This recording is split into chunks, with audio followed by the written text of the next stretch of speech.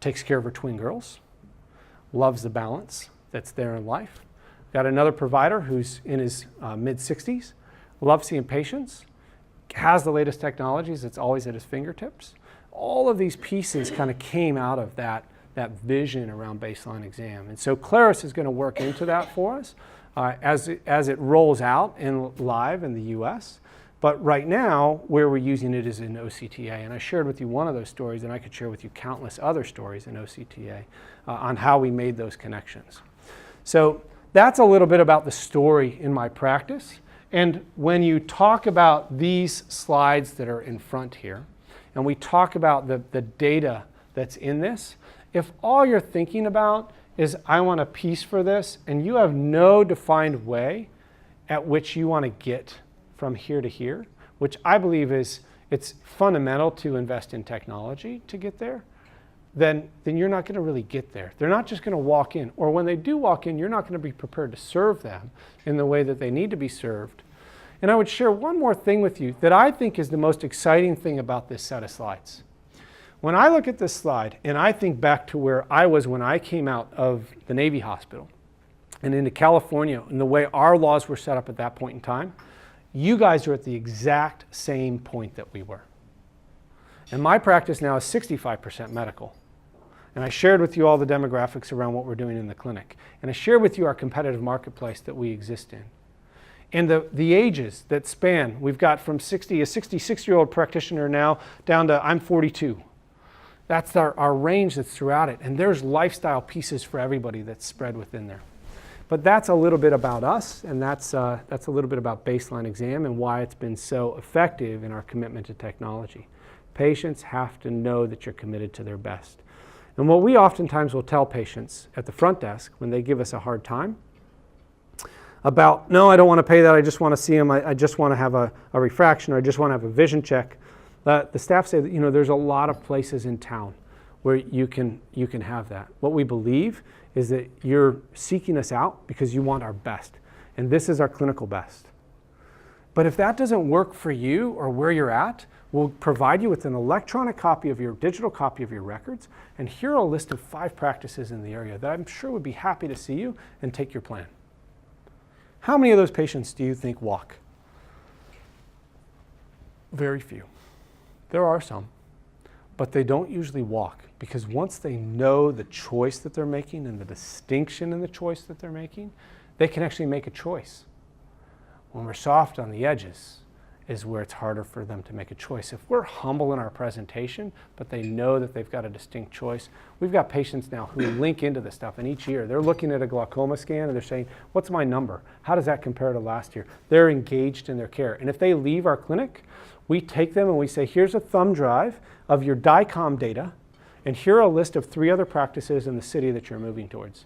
And they all have this technology, and they'll plug it into the device, and it'll pick up where it left off. It's data-driven. It's not simply just an image or an image without any measurements in it. And that's, I think, a really important factor for us.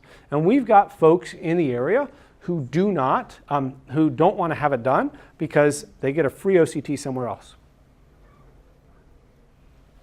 What do you think we tell them? We don't tell them no. You have to have an OCT with us. We ask for a copy of their digital information. And when they go back and they ask for a copy of it on a thumb drive, nobody gives it to them. Nobody. And not only does nobody give it to them, they don't even know what to download. They download, when we do get something, it's a PDF on that thumb drive. It's not the data file. So that's a sticking piece for us. Those patients get it, that this is data-driven. This is not just a piece of paper. All that PDF is just a digital photocopy, right, of what you're looking at. We want the data. We want that tangible piece of information that's malleable and that's digestible and can be related to other things. That becomes a really, really critical piece for us. So we are, as a practice then, students of what I call behavioral economics in practice, in eye care practice. Many of you may have read behavioral economics books, or you may be a fan of economics. And I'll share kind of one last parting story and then open it up to some questions. Have you ever read the book, The Innovator's Dilemma? So there's an outline in the innovator's dilemma around industry, and particularly products, not necessarily service. And that outline goes like this. First, you start with features in a product set. Then you go from features to reliability, then reliability to convenience. Convenience as the market matures to what's the last one? Any guess? What drives consumer behavior? They first chose you because of features. They second chose you because of reliability. They third chose you because of your convenience, price. Where are you at in this market? Anybody got price issues that seem to be competing against them? That is the sign of a commodity, that the market has become completely commoditized. And you know how you target those, or at least how we found in eye care and a service industry that we target those, is we create something that has features that relate to the patient, and it's reliable or consistent in their estimation, but can't be quantified in the way those other pieces can. And that's the connection piece that we've had. In addition to that, in our optical, one of the things that we've done is we've limited our offering to 3. We call them a precision, a vibrance, and a performance lens. And they qualify for our progressives and our single vision. It doesn't matter what the utility is behind it, but our precision is a 167 and 170 lens with scratch-resistant UV and a high-end decode AR. We've got a vibrance lens that's the same. These are all digital lenses, by the way. That is, though, a Trivex. And then we have a Trivex with no AR. And that's it. We don't do poly. We don't do CR39. We don't walk backwards. Why would a patient want 25 or 30-year-old technology in their glasses if I'm giving them a scan on a $70,000 piece of equipment? And we think that those two pieces for us really have to align. And we don't fill every set of glasses. But we don't have to fill every set of glasses. Our glasses for us end up being an extension of our medical care. And we find that that consistently puts referrals into the practice. And that is a change that we made after that $100 increment. So you can only imagine what that was after we made those changes. So, questions, pushback, different thoughts? Can you explain Yeah. how you have the ODMD integration, vertical integration setting up? Sure, what our ODMD relationship looks like. Integration in the practice. So a couple of things, first off, that I think is really important to understand about the US market. The US market is significantly more subspecialized than the Australian market right now in ophthalmology. And ophthalmology is moving that way for sure from what I can see in Australia, but it's very significant in the US. There are almost no general ophthalmologists anymore. There are very, very few of them. And so what it does is it creates a relationship where when we're sending to retina because we have OCTA, we're sending to retina only when they need intervention.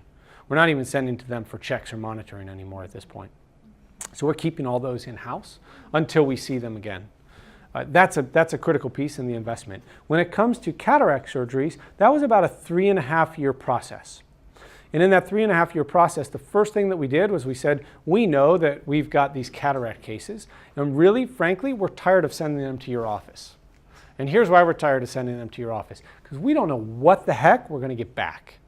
Sometimes we get great surgical results, and the patients are singing your praises. Sometimes we get them saying, your staff were horrible, and we don't know why you ever sent us there, and it reflects badly on us. Right? It was all over the map. So we said, we really want to take this particular group of patients. We want to try and control this experience for our patients end to end. And we said, let's start with this. Why don't you do some pre-work in the office once every quarter? Let's just see if it works out. And this was a surgeon who we had a good relationship with. They said, you know what, that sounds great.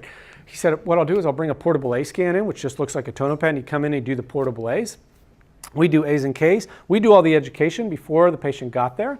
And we started to see these conversion rates, and they were 20%. They were like 40 or 50%. We said, we think we can do that better if we can get their minds and let patients really know what their choice is. So as we took over some of the education pieces and we went to every other month that he was in the clinic doing these pre-ops, which are a morning for 3 hours once a month. Now, that particular set of cases, we said, you know, we're going to invest in an IOL master. So we went out, we bought an IOL master, we put his protocols in place. we put the surgeon's protocols in place on IOL master and topography.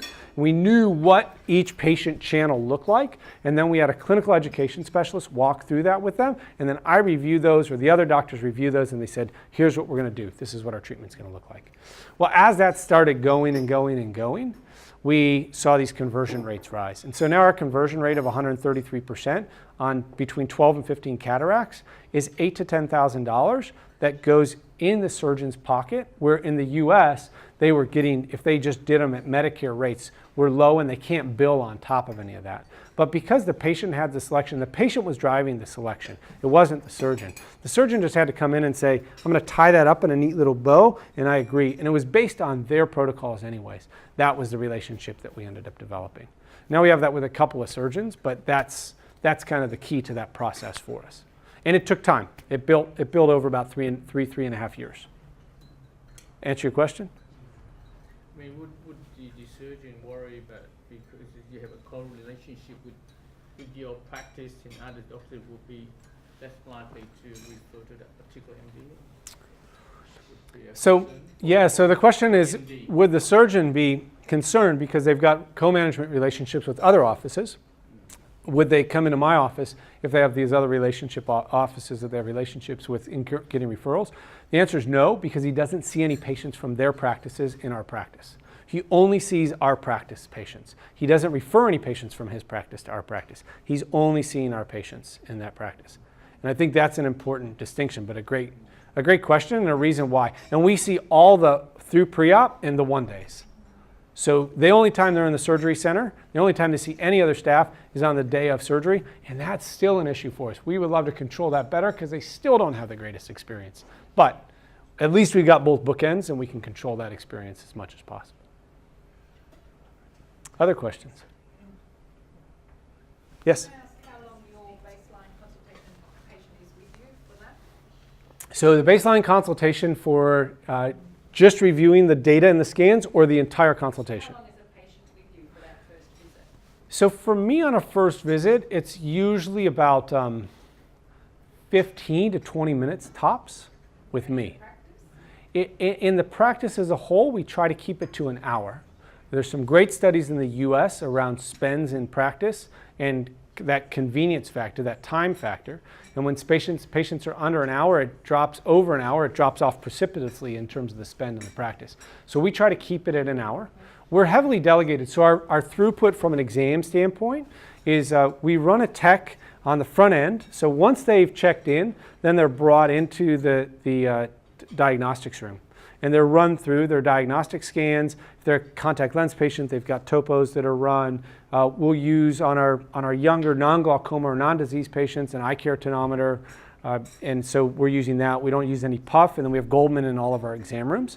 When they come into the exam room and they put up the letter for just getting visual acuities, after they've gotten visual acuities and they're comfortable with what the patient said, and they've looked at pupils and they've looked at any redness in the eyes, in those cases, they will actually go ahead and drop with 2 drops of 2.5% phenylephrine. So the patient's in a mid-dilated state before they see us without cycloplegia, so it doesn't affect them in the optical. If I need to get them dilated further, a 0.5% tropicamide in 3 minutes blows their pupil wide. So I don't have to spend much more time with them, but I haven't got this really long, drawn-out situation, and by the time I'm entering stuff in their chart, they're ready to go for dilation. That's an important piece. So they'll run confrontation fields, they'll run EOMs, and if they're concerned about anything at all, they flag us right away. And remember, we manage quite a bit, so we've got techs that are really used to running through that. And we had to hand those pieces off. I don't want you to think by what I just described that it was like day one, here you go, here's all of this. We had to do some testing with that. So there's one provider in the clinic who he's booked on 30-minute slots. I'm actually booked on 15-minute slots just because my variety, and we try not to template. Again, the convenience factor, because if I template too much, then I have these whole swaths that were just a bunch of glaucoma, and somebody else might want to get in there, and it becomes a little challenging. So, other questions? Aaron, a big part of your success is that your staff really bought in. Would you agree? So for someone who's thinking about going down this path in an enhanced way, perhaps is concerned how to engage the staff, what would you advise? Yeah, so staff engagement, I highlighted 3 decisions I felt were really critical. My third decision was my best staff decision ever. And I had somebody ask me in, I think it was Melbourne, said, could you tell us how you go about hiring great staff? And I said, I hired one really good staff, and they take care of that stuff in terms of, we work as a team, but it's really on them to go down that road and do that well. And I contribute, but I can't take ownership of that in my business. That being said, communicating vision and the why to my staff has been critically important to their buy-in or not buying into what we're doing. And I had one staff, so from a training perspective, this was really interesting when we were first doing baseline. We're walking down the hall together, and she came up, or I was walking down the hall, finished up with a patient. She was walking towards me. She came up and she said, hey doc, so-and-so is not coming in. They decided they just didn't want the baseline, and because you required that was done ahead of time, this is gonna be that they just were leaving. And I said, okay, who's next? Those types of consistent interactions with the staff, I cannot tell you how fundamental those are to them understanding that you're bought in. They were in. At that point, they didn't need me to tell them anything else. I didn't get upset with them. I didn't say, oh my gosh, how could you let them leave? I didn't run out the door and reverse. I stood behind the decision that my staff had made, and they were able to say, yeah, this is the decision that the doc would make. So that was really important in terms of the engagement. Otherwise, it's making sure they understand why as best as I possibly can. And they do that when they see their family members and individuals who they come in and go, wow, we picked this up. So they tell these stories, and we encourage them to get these stories and own those stories themselves. Aaron, it sounds like your patient clinical care model works on them actually referring friends, etc. But do you do much work with people with your referral base and promoting the practice, and how do you do that? Yeah, so from a basis in promoting the practice, we're really not heavily on social media. I mean, I couldn't be a guru for people and tell them this is how you go about that stuff. We employ a couple of tools. There's a tool in the US called 4Patient Care. And the way 4Patient Care works is it helps you to assess net promoter scores. So if you haven't, or you do use net promoter scores, I think those are important pieces to understand about why a patient would refer, when a patient would refer to you. And what a net promoter score is, it evaluates that, whether a patient would refer somebody else to you based on what their experience just was. Well, what 4Patient Care does is if the net promoter score is an 8 or higher, which is a promoter, considered a promoter net promoter score, is it actually then sends them an opportunity to do a Google review. And so we've got lots of 5-star Google reviews, but not because we requested anybody to do a Google review, just because that's how it connects in. Conversely, what it also does that I think is equally important is if anybody is below that 8, it asks them to tell us why. And we go and we address that issue. And I think that's more important than going out there and getting all these other stars to happen. I think it's understanding who we didn't serve well, what we didn't do when we were trying to serve them, and correcting or remediating those pieces. And some of them you can't. Some of them was price. There's, in my case, 11 other practices around me, so that's not us. Sorry.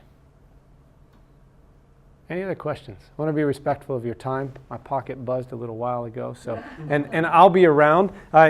Dane, I'll get you to pass some of these guys around, and I'll go this side, and I'll answer questions as we go if you want. You got it.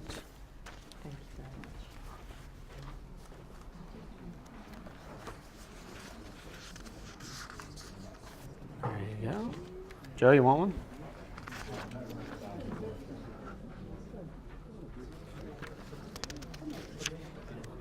Just toss a couple on there. I think there's enough there for everybody.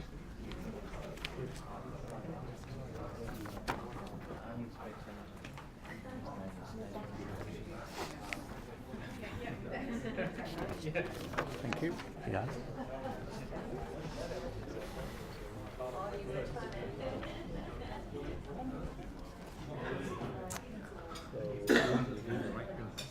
So just in closing here then, before we take off, and do you want to ask that out loud or do you? Okay. So just in closing, before we take off, I want to hand the floor back over to Dane and let him wrap up. I got to thank you guys all just for your hospitality as a country. It's been really, really special being here. And I can't tell you, I really emphasize my experience from Perth on east, that coming to a place that feels really familiar is special, especially after being on the road as long as I've been on the road. You guys are extremely welcoming, and as a culture, I will definitely be back. So thank you very much.